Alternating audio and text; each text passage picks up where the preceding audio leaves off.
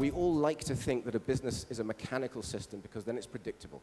We can manage it. We can press buttons and make people do things. Well, we can press buttons and make computers do things. We can't press buttons and make people do things because a business is not a mechanical system. It's a tribal system. And this is why we find so many behaviors in the workplace to be unpredictable and unmanageable. In fact, if you see it as a tribal system, the behaviors are not unpredictable or unmanageable. They're very predictable and they're very manageable. Now, grooming has its opposite, just like exploration has its opposite. Grooming has its opposite, and it's competition. We all have an instinct to go upwards socially. We all have an instinct to keep other people down and to go up and try and get to the top. Sir Isaac Newton's form of gravity, physical gravity, goes downwards. Social gravity goes upwards. And this is what keeps us doing things that will impress other people. And if school taught us, if school tricked us into believing that 10 out of 10 is what makes you worth something, then that's what we're going to continue pursuing for our whole lives, and we're going to get our kids to do it as well. And that's why we say yes but to each other in meetings when we shouldn't. So what can we do about this? Well, one thing you can do is just to say yes and. It's very simple. Say yes and to other people's ideas, and they'll like you a lot more for it. As you found in the yes but game, some of you found in the yes but game, it's a very hostile way of communicating. We all think arrogantly that if I say yes but to somebody, then they'll say, oh, Joe, you're a genius. Thank you for putting me right. They're not going to say that. They're going to say yes but straight back again, and we're going to have a battle. And the idea, the subject that we're talking about, is going to be killed in the crossfire of this competition for status. Just like a civilian in a war zone, the idea is going to be killed. Now, we all do this to ourselves as well. We say yes but to our own ideas. You have amazing ideas all of the time, and you don't know it because a lot of your ideas disguise themselves as bad ideas. Why? Because the idea doesn't think you're ready for it yet, and it doesn't want to be killed. So it pretends it's a really bad idea, so you ignore it. This is what we do. We scare our own ideas away. Now, if you're kind to your imagination by saying yes to it, trust me, it knows better than you. It knows better than your conscious mind. If you're kind to your imagination by saying yes to it, it will be kind to you, because these ideas that were once scared of you will not be scared of you. They'll see you being nice to other ideas, and they'll come out and they'll show themselves for what they really are. And they know that you'll do something with them. Now, in the technology space and the internet space, I'd say, even though I don't know anything about the subject, I'd say that it's one of the most creative industries in the world. Probably more than advertising, actually. Because you're going into the unknown on behalf of the whole of the human race. You're producing and innovating and adapting new things on behalf of the whole of the human race. And this means that the behavioral culture, the collective behavioral habits that you have in your organizations need to be extremely exploratory, almost too exploratory. You need an enormous amount of social grooming because that's how you produce ideas from other people. I did a workshop once on the effect of social status anxiety on creative thinking, and it has a terrible effect, absolutely terrible. If we're anxious, we're worried about what the boss is going to say, and we really don't want to fuck up, then we'll say nothing if we think it's dangerous to say something. Bosses don't pay us to say nothing. The problem is when the boss pays us to say something and we say something and the boss says yes but, we realize that's not such a good idea, and we end up saying nothing. Now, what can you do then? Can you pay people to have good ideas? No, it doesn't work. Because an idea is a false target. A good idea is a false target. When we run brainstorms, if we say to people, okay, the objective, have a great idea, then people have an image in their mind, a very abstract idea of what a great idea is. And because it's a target, their hunting instincts kick in, and they sacrifice anything which is not the target. Anything which is not a perfect idea gets killed immediately.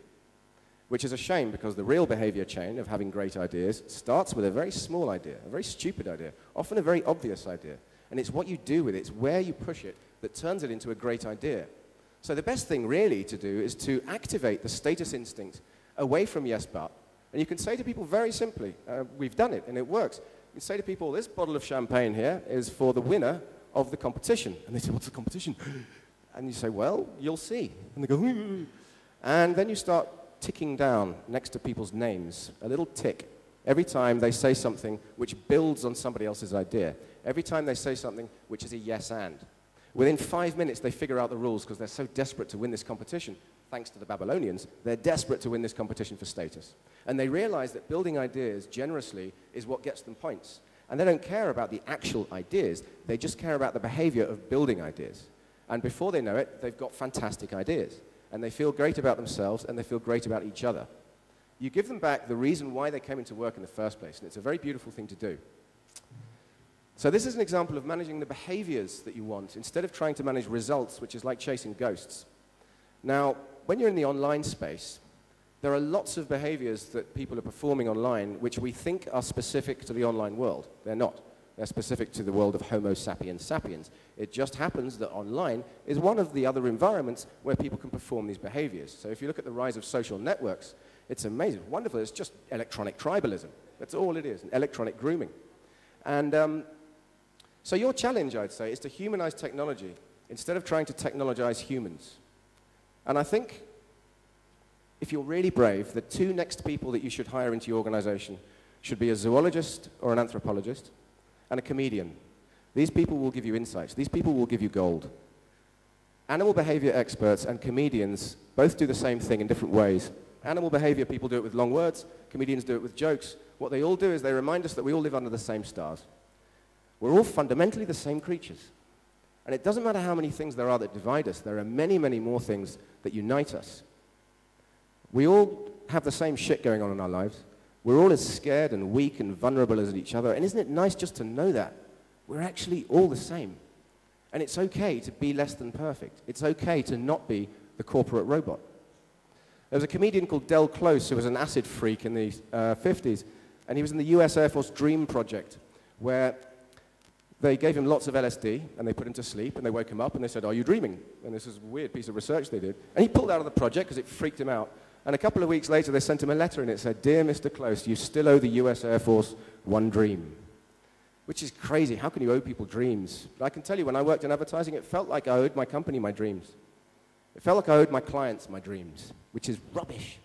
They owed me my dreams. Your company owes you your dreams. And you must demand them, you must take them. Now, where does cynicism come from? Cynicism, a lot of people are cynical about technology. When they work for big companies, they get cynical, they stop innovating, they stop doing good things. Cynicism comes from having our dreams destroyed. And a cynic becomes cynical as a protection against any more disappointments, which means that the biggest cynics were once the biggest dreamers.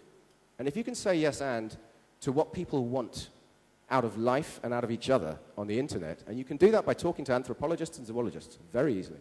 If you can say yes and to those things that people want, then you can give them back their dreams.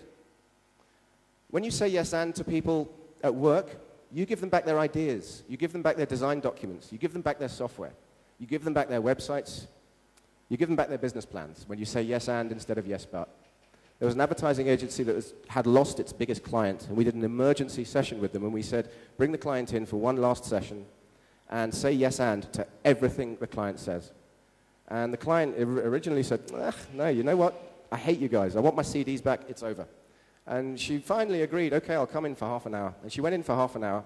And every time she said yes, but to the presentation, they turned off the projector and they said, you know what? You won't like this, but let's talk about your idea. And the whole of the agency team said yes and yes and yes and. After 2 minutes, she said, forget it. Let's get back to your presentation. They did this 2 or 3 times. And at the end of the presentation, she said, she winked at the agency boss and she said, thank you for giving me back my brand. And they won. All it took was yes and. All it took was a bit of social grooming. It didn't take cleverness. It didn't take a great strategy. It didn't take genius. It took a basic dose of human nature. So what I would invite you to do is just to say yes and to yourselves and each other. To understand that you're not dealing with robots. You're not dealing with consumers. Consumers is a horrible word. You're dealing with humans who have all the wonderful things that you have and all the shit that you have. They're just like you. You're dealing with you. So have fun with it. Give people back their dreams. Give people back the future they know they could have. And have a fantastic day. Thank you very much indeed.